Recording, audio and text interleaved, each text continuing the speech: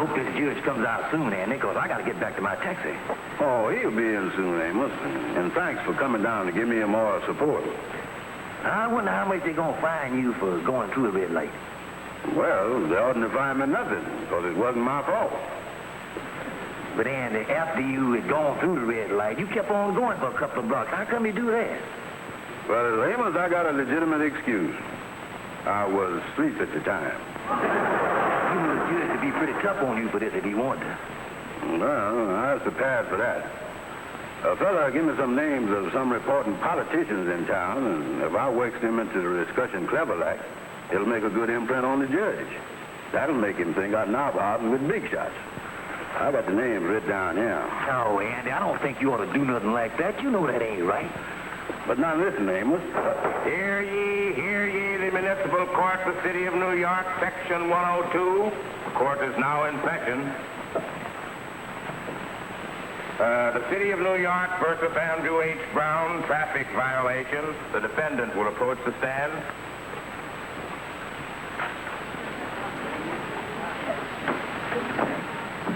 You're accused of passing through a red light at Lenox Avenue and 134th Street. Charlie McNamara is there to say hello. Are you guilty or not guilty? He's Eddie Donahue's right-hand man. Are you guilty or not guilty? Well, it seems like I is, and it seems like I ain't. It seems more like I ain't than it do like I is. You must answer yes or no. I must, even if I hangs around with Cookie Vincent? Mr. Brown, did you or did you not go through a red light? I did, Your Honor. Fine, $10. Yes. The complaint also states that you were driving at the time with a 1946 driver's license. Why didn't you renew it? Well, I tried, Your Honor, but I flunked out on the eye examination. The fine for that will be $10 suspended. But I ain't got another $10. I said I would suspend it. Well, how can you spend it if I ain't got it? I'm suspending this fine on the condition that you do not drive your car until you have been fitted for glasses and have taken a new driver's test. Yes. You may pay the other fine on the way out. Lefty Hooligan sends best regards. Pay your fine and get out.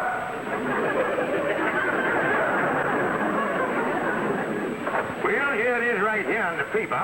Andy ain't going to be allowed to drive his car no more till he has his eyes tested for glasses. Then he got to take a new driver's test. Then on top of that, he got fined $10 for driving through a red light. Well, that'll never happen to you. No, I'm a good driver, all right. Driving is second nature to me. I drive like I parked the car. Yeah, the flat tire. That isn't what I mean, George. You'll never get a ticket because you don't own a car to go through a red light with. Now, wait a minute. You ain't going to start that car stuff again, is you? Start stacking these, George. Mama, don't you think it's about time we had a car in this family? Sapphire, I am a guest in this house, and I have made up my mind that I'm not going to say anything that will upset this house one little bit. I'm 100% neutral. Now imagine living in these days and times and trying to get along without an automobile. There's no excuse for it. Well, we'll get automobiles someday. That is when they get them perfected. They are too dangerous. And when I think of you out driving in a car all alone, there might be a crash. The car turn over 2 or 3 times. Oh, honey, I couldn't bear the thought of it. Oh, George. Yeah, I mean it, honey. It costs a fortune to get them cars fixed. George, do you realize we haven't had a vacation in 22 years? If we had a car, we could get away sometime. Ain't that right, Mama? Sapphire, I'm sorry, but in these arguments between you and George, I must remain neutral. But if he was my husband, he'd get me a car, I'd break every bone in his body. Well, you certainly got here in a hurry, Mr. Cochran. That's the way you have to operate a used car business. Buy 'em fast, sell 'em fast. Action. That's our motto. Well, it's like I told you over the phone. My wife's going to give me $100, and my mom-in-law going to give me $100. So all I can afford to pay for a car is $200. Mr. Stevens, I've got the finest $200 buy in the city of New York. And there she is, right there. Mr. Stevens, in perfect condition. And just look at that paint job. This car was owned by a little old lady who just used it to drive to and from the bank. Where was the bank? Mexico City? Mr. Stevens, I guarantee you can't go wrong with this car. It's in tip-top condition. Why, it's just had its 300,000-mile checkup. And look at the upholstery you get with this model.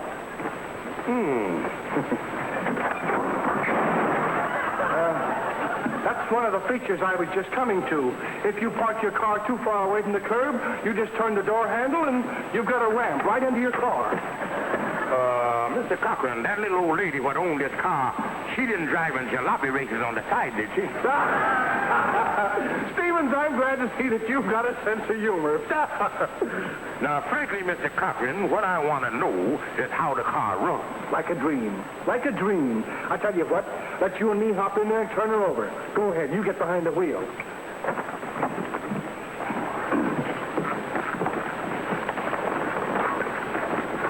Now, you just step on the starter and you'll hear a motor that purrs just like a kitten.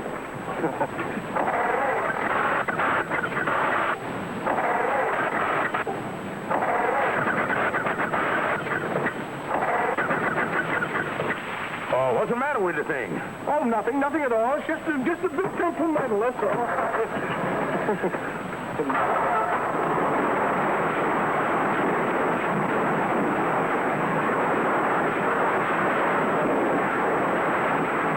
Let me out of here! Let me out of here! Let me out of here now! Oh, what happened? Well, nothing. It's just a little dirt in the carburetor. Yeah, I had heard of dirty carburetors, but that is the filthiest carburetor I done ever heard of. I don't want the car, Mr. Cochran. Hey, Max, you don't want it. Oh, so you don't want it, huh? Well, I tell you, Stevens, you're making a big mistake. But I guess you know your own mind. You passed up the buy of a lifetime. This is one of the finest automobiles in its price range available on the market today. But things like this don't come up very often. You passed up an automobile that would give you thousands and thousands of miles of comfortable, smooth, trouble-free driving. But you're the boss.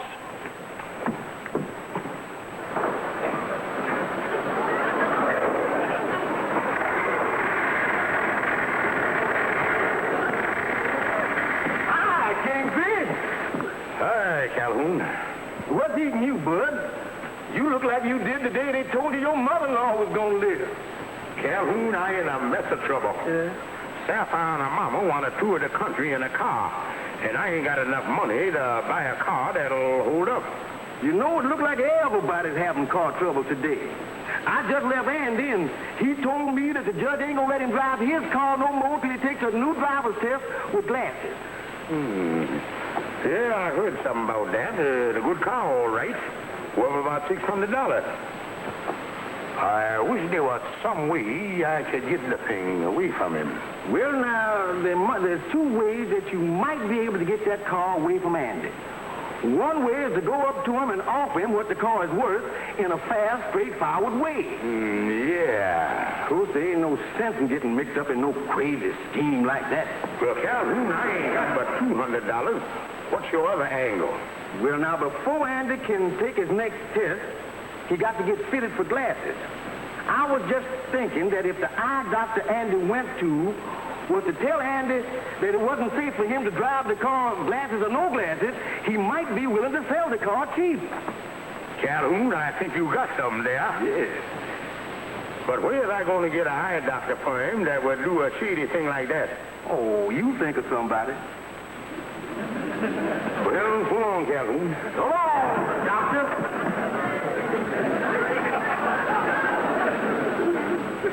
Yeah.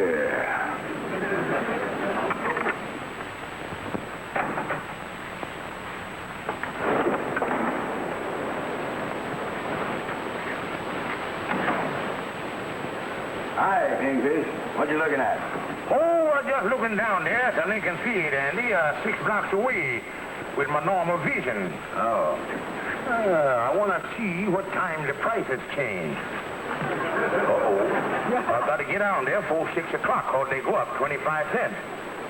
Wait a minute, Kingfish. How can you read that sign from here? I can hardly see the theater. Oh, just a normal vision, Andy. Look at them 3 ants crawling around on that telephone pole over there. Well, I don't see nothing. One of them got a crumb of bread in his mouth. Whole wheat.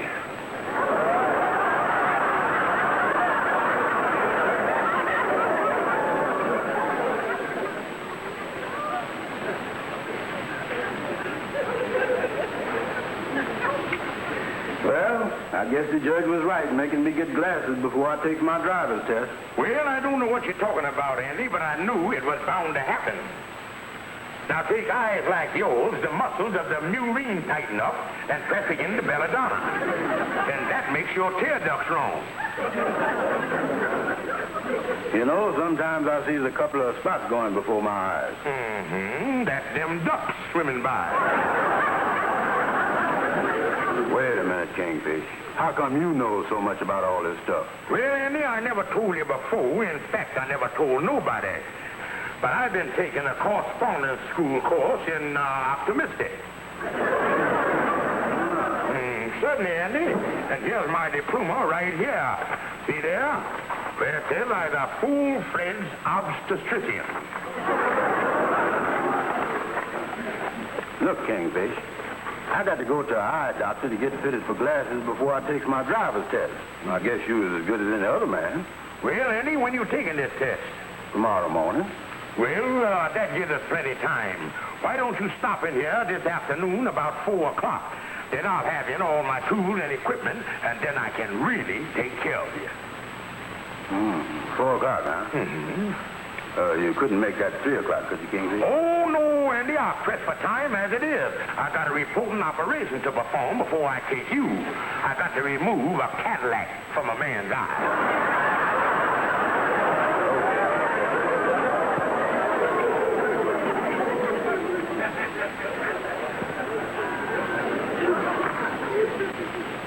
Well, the chair's all right, Lightning. Thanks Tony again for loaning it to us. Yeah.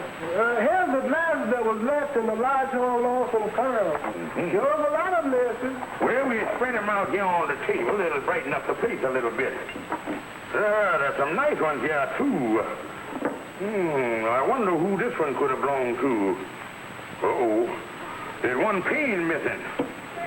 These here, they belong to Sam Simpson. He had a maid with one frame left over. He did? He had the stigmatism in one eye and the itch in the other. So, Oh, get on out of here, Lightning. I'm just drinking a paper. We'll right on up. Well, Kingfish, out here. What do you mean barging in here like that? This is a medical office, and every patient got to have an appointment. Now, don't come in until you hear your name called. Now, get on out of here and don't come back until you does.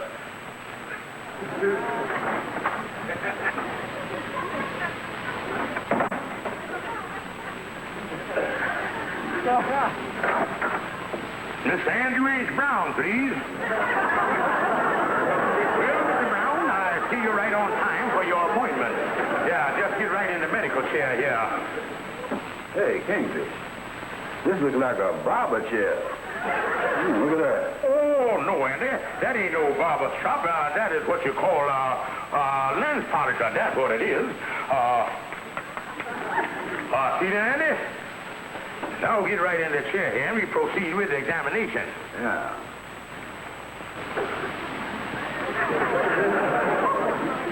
Yeah, guess I'll take a look here.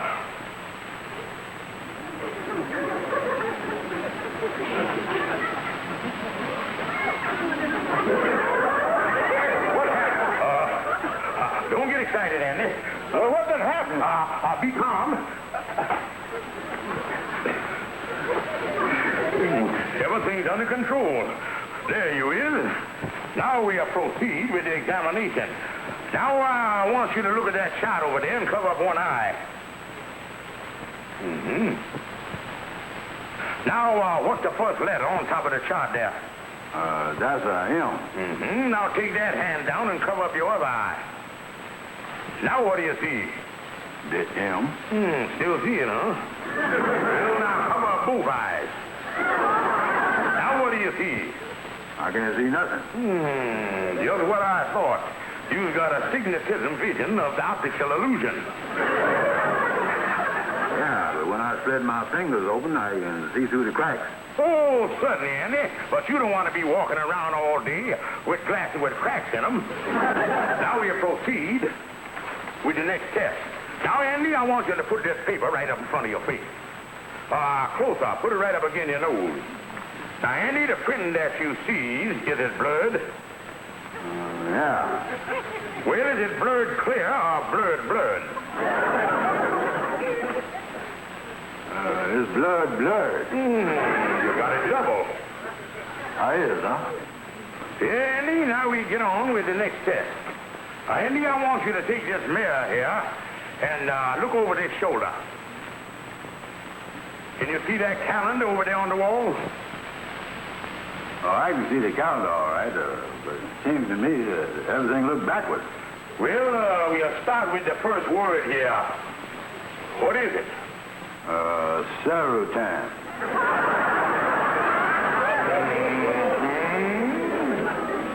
Just what I expected. Well, what you mean? Your eyeball is in the wrong socket. Oh, me. I is really messed up, ain't I? Well, Andy, I didn't want to tell you before, but that's the situation. Even though the judge told you would have to have glasses to take your driver's test, I don't think it's going to do any good. Now, in my own professional opinion, you driving a car with or without glasses is a menace to society. Oh, me. But, Andy, I know what worrying you. You does?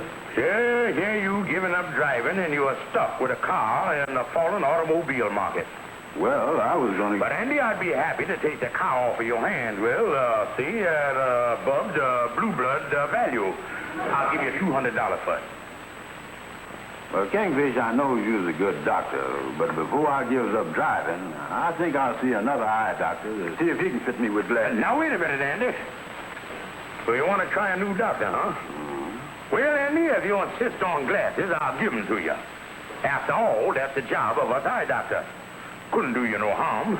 Oh, what kind of glasses does I need? Well, according to the examination, Andy, I think you need tortoise shell. And I got a fine pair here. Good value, too.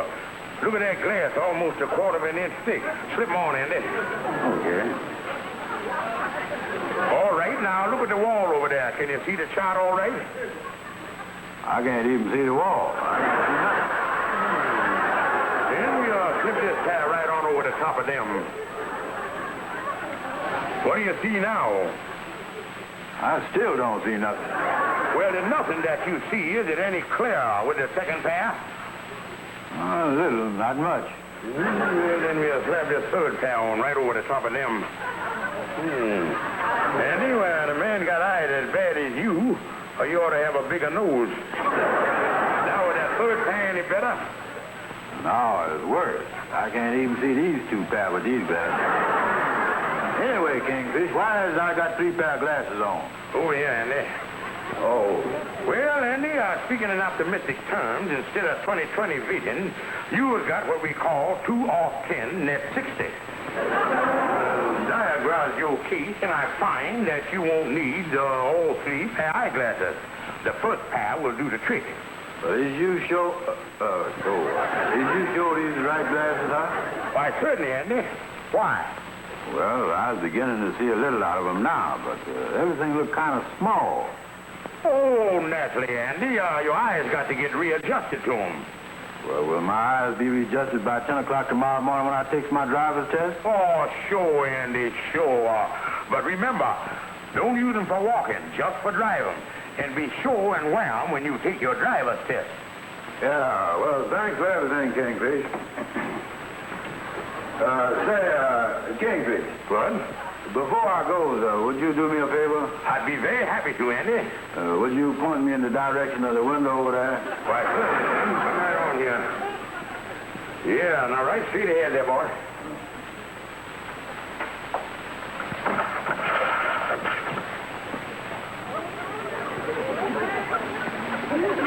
Hey, Kingfish. Yeah? You know them 3 ants you was talking about? I think I see one of them now. 180, 190, $200.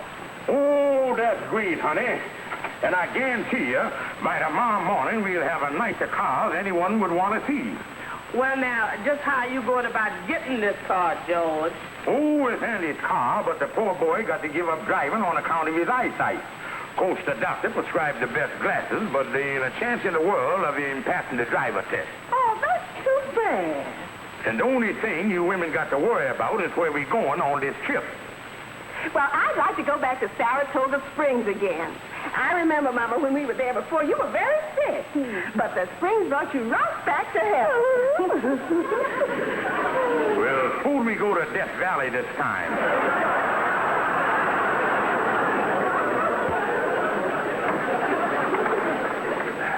Andrew H. Brown? Right here. You are Andrew H. Brown. Yes, sir. Where's your car? Right there. Now, according to the list here, you must wear glasses for your test. Oh, I got them right here, mister. All right, Mr. Brown, put your glasses on and get behind the wheel here. Yes, sir. Glasses is the thing, all right. There ain't nothing like them. All right, let's get going. Yes, sir.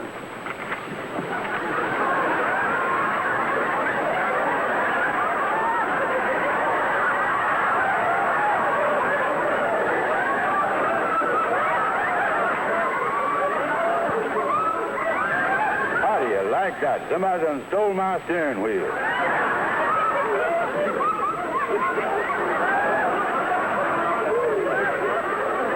Well, you see, Kingfish, the inspector made me get out of the back seat of the car. Then he tore up my application and walked away.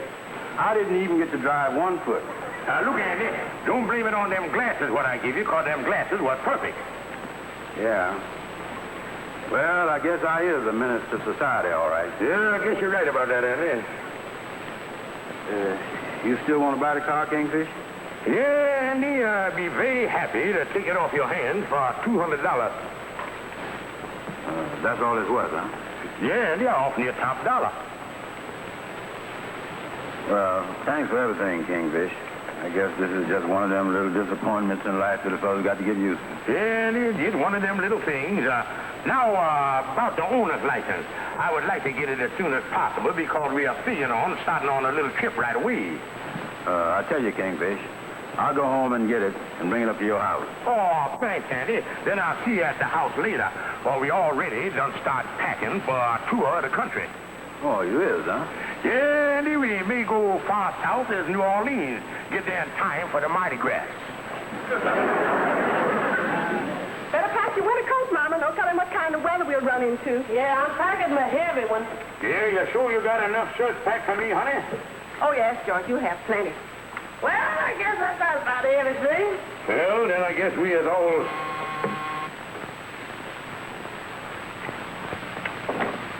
Oh, did you bring the owner's license, Andy? Say, Kingfish, about selling you this car, I've been thinking it over. Now, look, Andy, this ain't no time for conversation. I done give you the money, so just hand over the license. But, Kingfish, I don't know if you want to buy this. Andy, if you figuring on backing out of the deal, it ain't gonna work. We made a bona fide deal, and the thing done closed. Now, so just give me the license. Now, listen. Now, listen here, Andy Brown. We're all set to leave on a trip, and if you think you're going to back out of letting us have the car now, I think it's the meanest thing I ever heard of. But listen, As Sapphire. far as we're concerned, the deal is closed. Yeah, Come on here, George. Yeah, we ain't got no time to talk to Welchers, especially their sighted Welchers. Yeah, but Kingfish. Ah, shut up. But wait a minute. Now, let me tell you about the car. But, Kingfish, if you won't let me back out of this deal, let me... Andy, the deal is closed. Yeah, but I was just trying to tell you that I decided to give them glasses you prescribed for me another trial. And you is right. I was a menace to society. You is that. Now, where is the car? Right there, and it's all yours.